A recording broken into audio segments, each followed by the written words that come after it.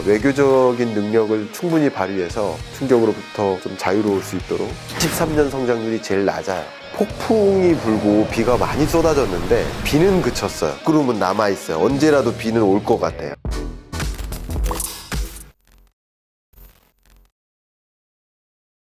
안녕하세요. 지식이 되고 돈이 되는 시간 정재훈의 부동산 클래스 정재훈입니다. 자, 오늘은 전 국민이 아마 알고 계실 것 같아요. 경제 읽어주는 남자. 네. 맞죠? 창피합니다.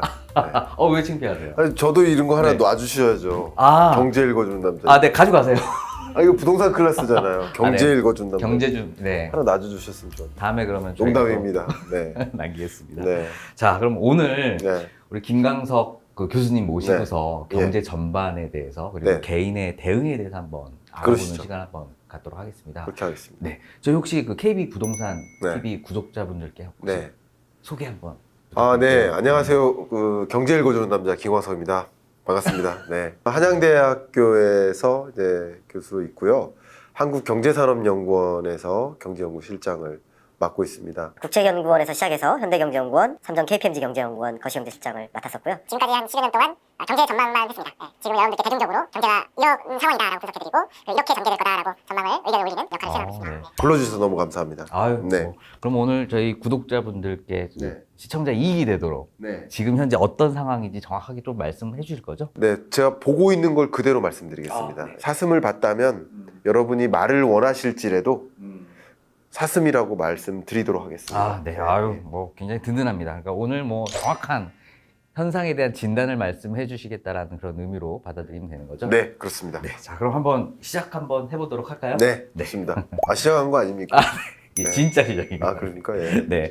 자, 일단 그 하반기 경제 전망을 하는 시즌으로 벌써 돌아온 것 같아요. 네. 지금 그럼 글로벌 경제 상반기. 네. 현재 지금 상황에 대해서 진단 한번 좀 부탁드릴까요? 제가 좀 가장 쉬운 그리고 아주 가장 제가 근래 봤던 그 표현 중에 가장 멋있었던 표현. 그 이제 OECD에서 썼던 표현인데 6월달에 경제전망 보고서를 낼 때 unwinding이라는 표현을 썼어요. unwinding이라는 뜻이 이제 실타래가 막 이렇게 엉켜 있는 거예요. 엉켜 있는 거를 실을 이제 하나하나 풀어요. 그럼 다 풀리겠죠. 감겨 있는 실타래가 좀 풀리는 과정, 긴장감이 조금 완화되는 과정. 이게 어떻게 해석할 수 있냐면 글로벌 경제적인 관점에서 이 높은 물가가 경제에 하방 압력을 주고 있고, 그리고 그 높은 물가를 잡으려고 금리 인상 행보를 했는데 그것도 역시 경제에 하방 압력을 줬는데 이제 고물가 고금리 기조가 점차 끝나가는 구간, 23년 하반기. 그러니까 실타래가 풀려나간다. 근데 고물가 고금리의 역습을 받았던 게 23년 상반기죠. 가장 대표적인 게 은행의 부실이라든가, 여러분 SBB 사태라든가, 우리나라도 새마을금고 사태라든가, 이런 것들이 일종의 금융 부실로 나타난 거예요. 그리고 미분양주택이 쌓이다 보니 부동산 PF발 부실이라든가 긴장감이 고조됐었던 그런 지점이 23년 상반기인데, 하반기는 어쨌든 물가 상승률이 미국도 2%대로 떨어질 수 있고 한국 물가 상승률도 2%대를 유지할 겁니다. 그런 흐름, 이게 디스인플레이션이라고 하죠. 디스인플레이션이 나타나는 과정에서 굉장히 강했던 그 물가 압력, 또 금리를 추가적으로 인상하지 않아도 되겠구나 하는, 그러니까 이런 것들이 경제의 어떤 펀더멘탈에 변곡점을 준다라는 표현이라고 볼 수 있고, 글로벌 경제가 실타래가 좀 풀려나간다, 이렇게 하반기를 보시면 좋겠고, 하반기가 좋은 경제라고 말씀드린 건 아닙니다. 호황이라고 말씀드린 건 아닌데 21년, 22년, 23년 보면 L자로 꺾여 들어가거든요. 23년이 안 좋아요. 세계 경제 성장률로는 2.8%, 안 좋아요. 하반기도 안 좋아요. 그러나 상반기보다는 좋아요. 그리고 23년하고 24년하고 보면 24년이 23년보다 좋아요. 그러니까 2.8, 3.0%. 근데 세계 경제 성장률을 잠재 성장률로 치환을 한다면 3.5%인데 그걸 밑도는 경제니까 어쨌든 23년, 24년 다 안 좋은 경제예요. 좋은 경제라고 할 수 없어요. 그러나 그 안 좋은 것 중에서 가장 극단적으로 안 좋았던 국면을 살포시 지나는 느낌, 그런 느낌으로 이해하시면 좀 도움이 되겠습니다. 자, 그럼 교수님 말씀으로는 제가 봤을 땐 그 어떤 터널을 지금 지나고 있는데 저 끝에 지금 빛이 보이고 있는 상황으로 제가 좀 이해를 했거든요. 보인다라고까지는 하기 힘들 것 같고요. 아직은 조금 더 가야 되고. 터널 중에서도 막 그래도 빛이 있을 것 같다 이런 느낌. 네, 요 정도가 제일 좋을 것 같고요. 네. 그러니까 날씨로 따지면은 폭풍이 불고 비가 많이 쏟아졌는데 비는 그쳤어요. 그러나 여전히 목구름은 남아 있어요. 언제라도 비는 올 것 같아요. 네. 정말 위급한 그거는 지나는 느낌. 네네. 그렇게 세계 경제를 판단하고 있습니다. 네. 다시 이렇게 먹구름에서 천둥번개가 칠 그런 우려는 좀 없나요? 우려는 있죠. 왜냐하면 하반기에 등장할 몇몇 변수들이 있습니다. 그러니까 그 변수들이 어떻게 전개되느냐에 따라서 더 부정적으로 갈 수도 있습니다. 그러니까 지금 말씀드렸던 것처럼 23년 성장률을 세계 경제 2.8%, 그리고 24년을 3.0%로 IMF가 전망하고 있는데요. 근데 이게 어찌어찌 하면 2.8%도 채 안 되게 갈 수 있거든요. 네. 뭐 가장 대표적인 예를 들어보면 엘니뇨, 기상과학자들의 표현은 스트롱 엘니뇨라고 표현하고 언론에서는 그걸 슈퍼 엘니뇨 이렇게 표현을 합니다만 스트롱 엘니뇨가 찾아올 경우 가능성이 90%라고 보고 있습니다. 기상과학자들이. 그게 올 경우 병충해가 심해집니다. 그리고 홍수, 가뭄 피해가 농작물 피해로 와요. 그럼 농산물 가격이 다시 치솟거든요. 그러면 22년처럼 밀, 콩, 옥수수, 식용유 이런 것들, 이런 원자재 가격이 다시 급등할 수 있습니다. 그러니까 그러면은 다시 고물가가 찾아올 수 있어요. 근데 식료품 원자재뿐만 아니라 엘니뇨 같은 것들이 찾아오면요, 산에 산사태가 일겠죠. 그럼 광산에 조업이 안 됩니다. 철, 비철, 금속, 광구, 에너지 이런 3대 원자재 공급이 원활하지 않아요. 그러면 사실 우리 물가 상승률이 다소 잡혔다고 말씀드렸습니다만 물가 상승률 정점 우리나라로 치면 6.3% 찍었던 게 22년 7월이고요. 미국의 경우에는 6월에 9.1%를 기록했는데 그때가 정확히 식료품 원자재 가격이 역사상 정점이었던 구간이에요. 그러니까 원자재 가격이 치솟았을 때 사실 시간적 격차가 있어야 되는데 물가는 시간적 격차가 있겠지만 물가 상승률로 보면 그 원자재 가격 지수의 흐름하고 상승률의 흐름하고 거의 동행합니다. 그러면 만약에 원자재 가격이 그때 고점이었을 때 각종 원자재 가격이 다 고점이었거든요. 그때 물가 상승률의 정점이었고 지금 하향 안정화되고 있는데 국제 유가도 지금 하향 안정화됐잖아요. 그 작년 이맘때 100달러를 넘었는데 지금 7, 80달러로. 그죠? 근데 만약에 국제 유가가 다시 100달러로 치솟는다. 뭐 이런 식으로 가다 보면 디스인플레를 가정할 수가 없어요. 다시 고물가 시대로 지연돼요. 그러면 금리 인상 행위를 더 유지하거나 금리 인하 시점이 더 지연돼요. 그만큼 하방 압력이 더 찾아오겠죠. 그 밖에도 미중 패권 전쟁이 격화돼가지고 군사적 충돌이 일다든가 이런 여러 가지 변수들이 더 안 좋게만 작용한다면 나름의 빛이 보일 뻔하다가 다시 또 다른 터널로 들어간다든가 하는 일들은 충분히 있을 수 있다고 생각을 합니다. 지금 말씀 들어보니까 결국에는 어떤 물가를 자극해서 그게 이제 금리 인상을 통해서 다시 한번 전망에 변화가 있을 수 있다라는 말씀으로 제가 조금 이해를 그렇습니다. 했습니다. 네네. 네, 원래 전망 같은 경우는 몇몇 가지의 전제를 깔고 하고 보통 분기마다 그 전제가 바뀔 경우 수정 전망치를 다시 제시하죠. 모든 국제기구나 국내외 여러 연구기관도 다 그렇게 하고 있기 때문에 역시 지금의 전제는 슈퍼 엘니뇨가 있을 거라고 가정하지는 않았거든요. 근데 지금 기상과학자들은 슈퍼 엘니뇨가 있을 가능성이 90%라고 보고 있기 때문에 그런 몇몇 시나리오를 같이 가정하고 하반기 경제를 좀 준비할 필요가 있지 않을까 생각합니다. 네, 알겠습니다. 저 글로벌 경제 전망은 뭐 지금 말씀하신 부분을 좀 주의 깊게 보면 될 것 같은데 지금 IMF나 OECD 같은 경우는 세계 경제 전망을 그래도 뭐 유지 혹은 약간 좋게 보고 있는데 우리나라 경제 전망을 오히려 낮췄더라고요. 네. 어떤 그런 이유가 좀 있나요? 우리나라가 유독 안 좋은 이유? 뭐 OECD, 월드뱅크, IMF뿐만 아니라 국내에 있는 연구기관들도 국내의 경제 성장률을 다 낮춰잡고 있습니다. 저도 작년 10월까지만 해도 한국 경제 성장률을 1.9%로 전망했고 지난 1, 2월 달에 1.4%로 하향 조정했습니다. KB국민은행뿐만 아니라 각 금융기관, 그리고 각 연구기관, 그리고 국책 연구기관 다 포함해서 성장률 전망치를 다 낮춰 잡고 있는데 1.4% 정도로 잡고 있습니다. 뭐 기획재정부마저 1.4%로 하향 조정했으니까. 그러니까 작년 12월에는 1.6%로 전망했다가 올해 7월 들어서 1.4%로 하향 조정한 거죠. 그러니까 세계 모든 국제기구나 뭐 연구기관이나 금융기관이 IB 뱅크들도 마찬가지 다 하향 조정하고 있는 거예요. 근데 하향 조정하는 여러 가지 배경이 있습니다만 상대적으로 우리나라의 이 대외 거래 여건이 급격히 호전되기가 쉽지 않겠다라고 판단을 하고 있는 거고요.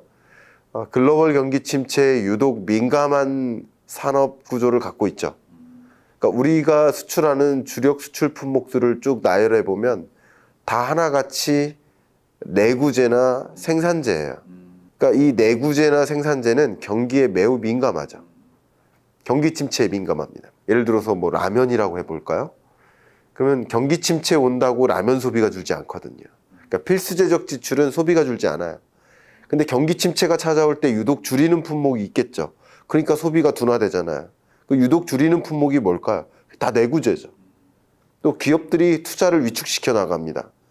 금리가 높고 높은 금리 속에서 신산업 굳이 해볼까? 이거 대출해서 그냥 신사업 해볼까?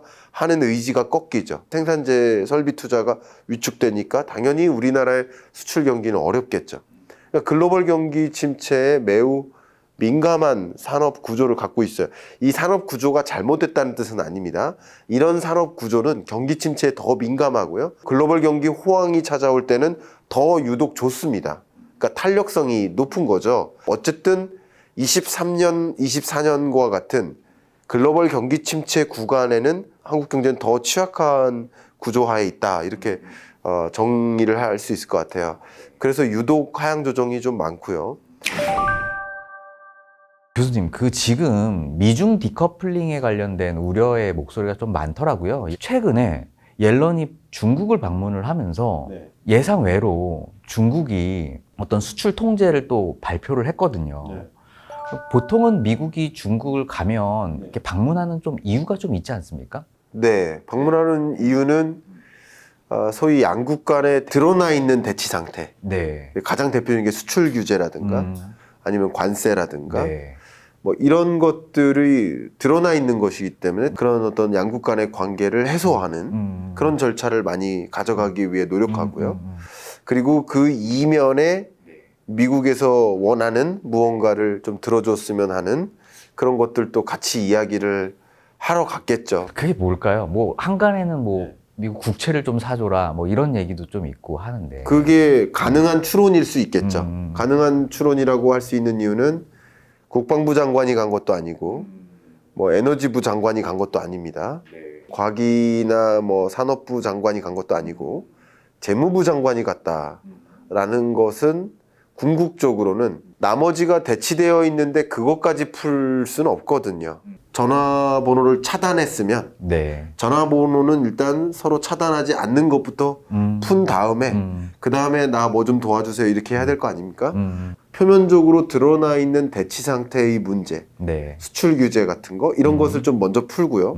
그것까지 합의점에 도달하면 자연스럽게 미국 국채도 좀 사줘라라고 얘기를 할 거예요. 왜냐하면 부채 한도 협상을 놓고 미국이 알의를 했었죠.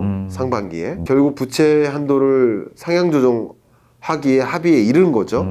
그럼 부채 한도만 상향 조정하면 되는 게 아니라 부채를 더 끌어안아야 되는 거거든요. 그렇죠. 네. 그러려면 국채를 발행해야 되는 거고 국채를 발행만 하면 되는 게 아니라 국채를 누군가 사줘야 되는데 중국이 계속 부채 매입 규모를 오히려 팔고 있기 때문에 중국이 아니고서는 이걸 사줄 만한 뭐 큰 국가가 많지 않아요.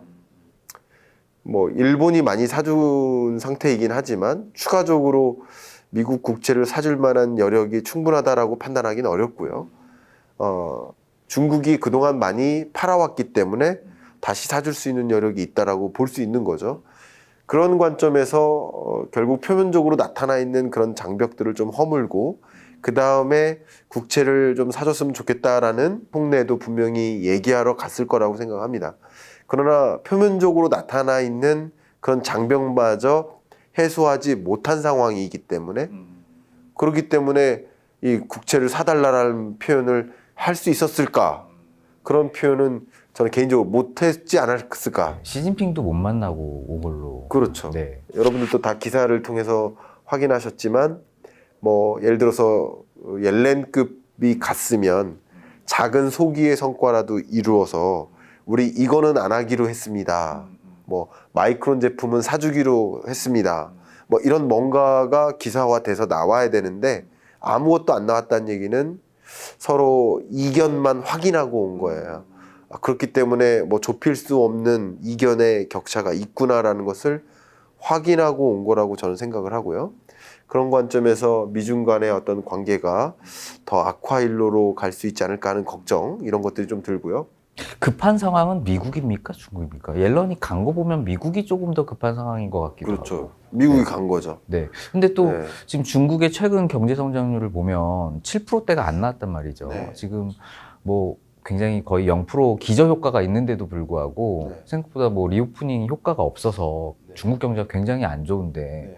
중국도 내심으로 뭔가 미국과 손을 잡아서 다시 한번 조금 경제 부흥을 좀 일으키고 싶은 내재적인 욕구가 좀 있을 것 같거든요. 네. 저는 개인적으로 이 미중 패권 전쟁 같은 경우는 이제 경제학적인 관점도 있어야 되지만 군사학이나 지정학적 관점도 같이 고려해야 되는 시나리오라서 뭐가 맞다라고 단정 지을 수는 없습니다만 저는 이런 시나리오로 보고 있다라고 말씀을 드리고 싶어요.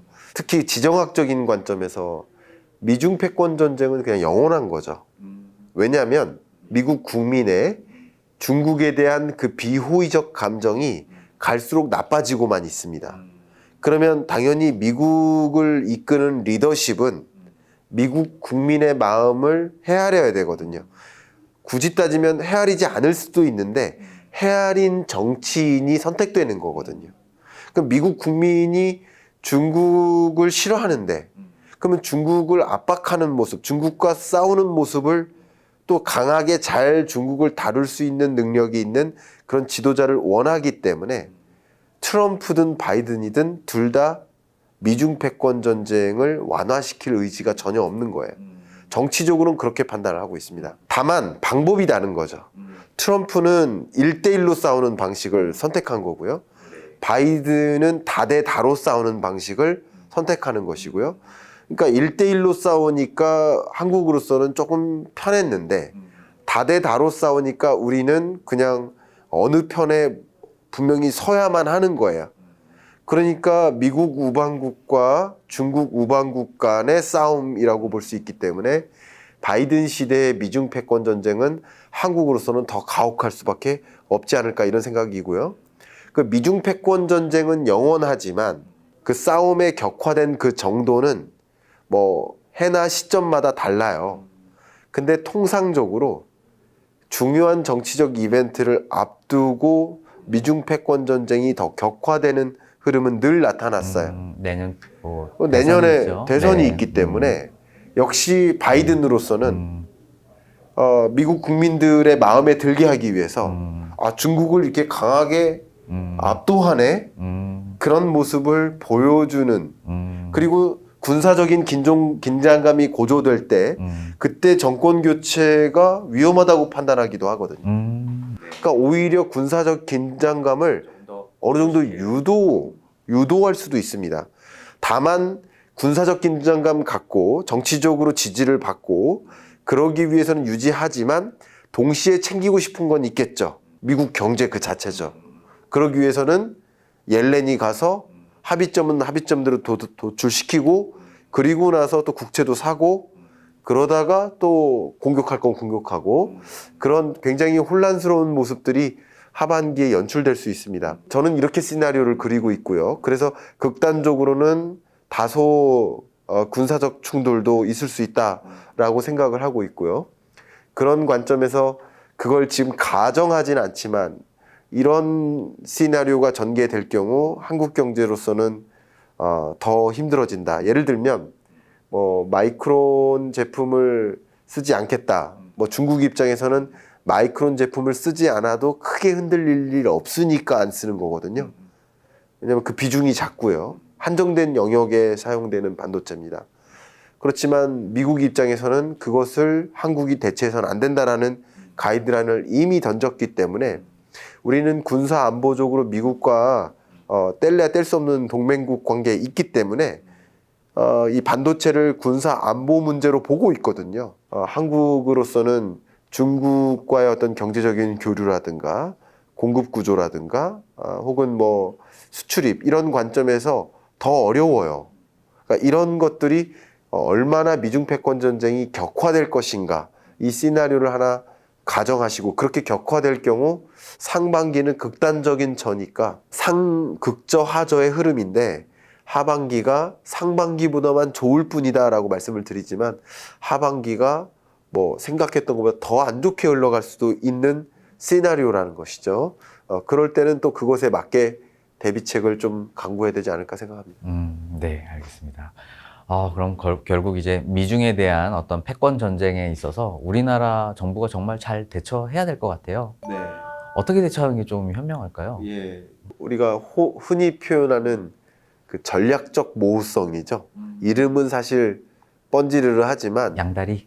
양다리죠. 네. 근데 그게 수학적으로는 안 되죠. 그렇죠. 선택을 강요받게 예, 수학적으로는 안 될 수밖에 됩니다. 없으니까. 우리가 기업 경영이라는 관점에서는 안 됩니다. 그게 안 되는 게 가능하게 만드는 것이 외교 기술이죠. 그래서 외교를 우리는 예술이라고 표현하잖아요. 그러니까 저는 정부가 네. 외교 정책을 정말 예술의 경지로 이 동맹국으로서 미국과의 지위는 유지하되 중국과의 어떤 경제 교류에 큰 충격을 받지 않도록 할 수 있는 그 노력은 외교적 기술밖에 없다라고 생각하고요. 외교적인 능력을 충분히 발휘해서 충격으로부터 좀 자유로울 수 있도록 외교적 정책이 좀 필요하다 의견을 좀 드리고 싶습니다. 네, 아유, 감사합니다. 그리고 내부적인 부실도 많죠. 우리나라만의 부실 중에 하나가 또 미분양 주택 건수가 계속 늘었다가 지금 최근엔 줄고는 있지만 그것 때문에 결국 특히 중소건설사들이 부동산 PF 대출을 받았는데 대출을 상환하는 능력이 떨어지니까 실제 도산하는 폐업하는 그런 건설사들이 쭉 늘고 있고요. 그리고 건설사로부터 상환을 받지 못하는 그런 금융기관들은 또 금융부실을 떠안게 되고요. 이런 것들이 경제의 역동성을 해치죠. 결과적으로 이런 우리나라의 어떤 미분양주택과 부동산 PF발, 금융부실이 상대적으로 대내적으로는 이런 경기 침체 압력을 더 가져다주는 형국이라고 판단할 수 있을 것 같습니다. 네. 그럼 결국에 한국의 대내외 여건이 지금 뭐 수출 부분에 있어서는 뭐 여전히 조금 많이 안 좋고, 그리고 대내적인 부분에 있어서 뭔가 금융 불안, 금융권 지금 굉장히 연체율이 지금 높아져 가는 게 문제거든요. 그래서 그런 부분에 대한 어떤 불안 요소들이 남아 있다라고 제가 조금 이해를 했는데요. 그러면 교수님 보시기에 그래도 결국에는 뭐 사이클이니까 내려가다가 또 올라가는 순간이 있을 건데 이런 거를 좀 어느 정도까지 좀 지속될 거라고 이렇게 보세요? 숫자로 말씀을 드리면요. 23년 한국 경제 성장률을 1.4%로 말씀드렸는데요. 이 1.4% 성장률이 우리가 근래 경험했던 경제 중에 4번의 위기가 있었거든요. 이 위기라는 단어는 주로 경제 성장률이 마이너스일 때, 역성장할 때를 가리켜요. 1980년이 있었고요. 마이너스 1.7% 역성장했죠. 1997, 8년에도 IMF 외환위기 왔죠. 그때 우리 마이너스 5.1% 역성장했었고요. 2008년 글로벌 금융위기 때 역성장은 면했어요. 0.8% 성장했어요. 근데 위기라고 우리는 규명을 하고 있죠. 그리고 2020년 팬데믹 경제 위기, 이때 우리 경제 마이너스 0.7%니까 역성장했죠. 4번의 경제 위기가 있었고 4번의 경제 위기를 제외해 놓고 보면 23년 성장률이 제일 낮아요. 1.4%는 가장 낮은 숫자예요. 그러니까 이것은 경기 침체에 정의를 내리기에 부족함이 없습니다. 이런 걸 경기 침체라고 하죠. 근데 1.4% 성장하는데 24년은 그나마 괜찮습니다. 2.1% 정도로 현재 전망하고 있습니다. 그러니까 우리 경제가 23년 지독히 어려운데 24년은 그나마 낫다. 근데 23년 연중에서도 상반기와 하반기를 좀 구분해 보면 상반기가 유독 어려웠어요. 0.8% 성장. 그러니까 거의 23년 상반기 경제는 2008년 글로벌 금융위기 때 한국 경제랑 비슷해요. 거의 비슷한 겁니다. 그만큼 안 좋았고요. 상반기가 0.8, 0.9에서 하반기가 약 1.8%. 요 정도로 상반기보다는 나아요. 근데 하반기도 여전히 안 좋은 거예요. 우리나라 성장률, 잠재 성장률이 2%니까 그걸 밑도는 경제니까 여전히 안 좋은 거지만 그래도 상반기보다는 좋아지는 흐름이다. 좋아진다는 표현을 쓰기가 좀 부족하지만 24년도 여전히 안 좋은 경제 맞아요. 2% 잠재 성장률 수준이니까 안 좋은 경제 중에서도 가장 극단적으로 안 좋았던 구간은 지나고 있다. 그러니까 변곡점이죠. 세계 경제나 한국 경제나 경기라는 판단을 했을 때 변곡점. 그런 면에서는 다소 희망적인 표현이라고 생각해 볼 수도 있을 것 같습니다. 그 미스매치라고 저는 생각을 하지 않습니다. 0을 통과하는 구간이 우리가 우려할 만큼의 역전세난이 오지는 않는다. 내 집 마련의 타이밍을 고민하시는 분들은 준비를 하실 필요가 있다고 생각합니다만